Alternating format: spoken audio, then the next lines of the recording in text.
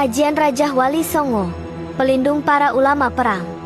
Tatkala badai menyapu tanah Jawa, para wali tak hanya bersenjatakan ilmu agama, tapi juga ajian langit yang menjaga nyawa dan menundukkan musuh.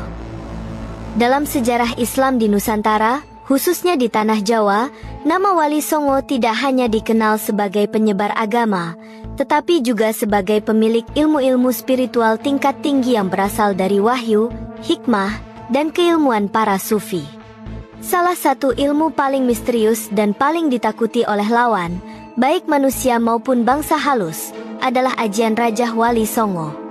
Ajian ini bukan sekadar rajah bertuliskan huruf Arab atau Jawa kuno. Ia adalah mantra sakral yang tertulis dalam hat langit, diturunkan kepada para wali melalui laku spiritual panjang, puasa mutih, tapangeli, hingga dialog langsung dengan makhluk-makhluk penjaga dimensi gaib. Asal-usul ajian Rajah Wali Songo. Menurut naskah-naskah tua dari pesantren tua di Kudus dan Demak, ajian Rajah Wali Songo diturunkan kepada para wali besar seperti Sunan Kalijaga, Sunan Giri, dan Sunan Gunung Jati. Mereka tidak hanya berdakwah lewat budaya dan seni, namun juga menghadapi konflik bersenjata. Saat menghadapi ancaman dari kerajaan yang menolak dakwah Islam atau serangan bangsa asing seperti Portugis, para wali dibentengi oleh ajian ini. Dalam manuskrip kuno Serat Wirid Hidayat Jati, disebutkan bahwa ajian ini diberikan oleh Syekh Maulana Malik Ibrahim setelah bertapa selama 41 hari di pantai Tuban, dan menerima petunjuk dari alam ruhani berupa cahaya yang menulis simbol-simbol pada pasir pantai. Dari situlah muncul lambang-lambang rahasia yang kelak disebut sebagai Rajah Wali. Fungsi ajian dalam perang. Para wali bukanlah pasifis murni. Dalam catatan sejarah Kesultanan Demak dan perlawanan terhadap Portugis di Laut Jawa, tercatat bahwa beberapa wali turut menyusun siasat perang. Ajian rajah ini memiliki fungsi luar biasa. Menolak senjata tajam dan peluru, tubuh para wali dan prajurit yang dirajah dengan ajian ini diyakini kebal terhadap serangan musuh. Membingungkan lawan, tentara musuh sering melihat bayangan pasukan besar yang sebenarnya tidak ada, akibat efek hipnotik dari rajah tersebut. Membuka jalan gaib dalam pengepungan, rajah ini bisa membuka jalur rahasia di tengah hutan atau batu. Memanggil penjaga astral, makhluk-makhluk cahaya sering disebut muncul di medan perang, menolong para pejuang wali.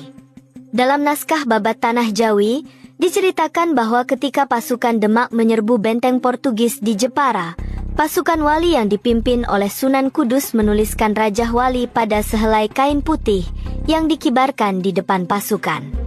Hasilnya, musuh ketakutan tanpa sebab jelas, melihat sosok hitam besar bersayap di langit, padahal langit cerah tanpa awan. Bentuk fisik Rajah Wali tidak bisa ditulis sembarangan. Ia hanya bisa ditorehkan oleh tangan seorang mursyid yang bersih batinnya. Bahannya bukan tinta biasa, melainkan campuran air zam-zam, bunga kantil, dan getah pohon nagasari. Simbolnya adalah perpaduan huruf Arab bergaya kufi dengan ornamen khas Jawa kuno. Rajah ini biasa ditulis di bendera perang, dada atau punggung prajurit, ujung keris atau tombak wali, pintu gerbang pertahanan pesantren. Sunan Kalijaga bahkan dikenal membuat versi rajah yang disulam ke dalam kain jubah, dan hanya orang-orang tertentu yang bisa melihatnya. Peran rajah dalam dunia gaib. Yang menarik, ajian ini tak hanya aktif di dunia nyata. Dalam kisah spiritual para santri dan keturunan wali, disebutkan bahwa ajian Rajah Wali Songo juga melindungi mereka dalam dunia mimpi dan perjalanan astral. Banyak kisah santri yang bermimpi diserang bangsa jin saat tidur, lalu selamat karena sebelumnya membaca rajah tersebut sebagai wirid. Kisah terkenal terjadi di era penjajahan Belanda. Seorang santri dari Lasem dikurung oleh pasukan Knil karena menyebarkan dakwah. Di dalam sel, ia membaca rajah tersebut di dinding tanah menggunakan jari. Malam itu, para penjaga melihat ular besar mengelilingi penjara, dan keesokan paginya sang santri menghilang begitu saja. Warisan yang masih hidup.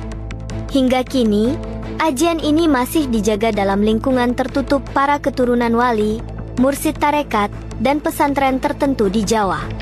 Tidak semua orang boleh mempelajarinya, karena ajian ini hanya boleh diwariskan kepada mereka yang ikhlas dalam dakwah, tidak mencari kekayaan atau kekuasaan dunia, menjaga laku spiritual secara konsisten. Pesan penting dari ajian ini bukanlah kesaktiannya, melainkan bahwa perlindungan sejati datang dari Tuhan, dan Raja hanyalah media untuk menguatkan niat, doa, dan keberanian dalam menegakkan kebenaran. Penutup, ajian Raja Wali Songo bukan hanya cerita masa lalu, tapi juga simbol bahwa perjuangan tidak selalu dilakukan dengan pedang atau senjata. Ilmu dan doa, bila disatukan dalam keikhlasan, bisa menjadi tameng bagi jiwa dan raga. Di dunia yang masih penuh ancaman, barangkali raja itu masih berkibar, tak kasat mata, namun tetap menjaga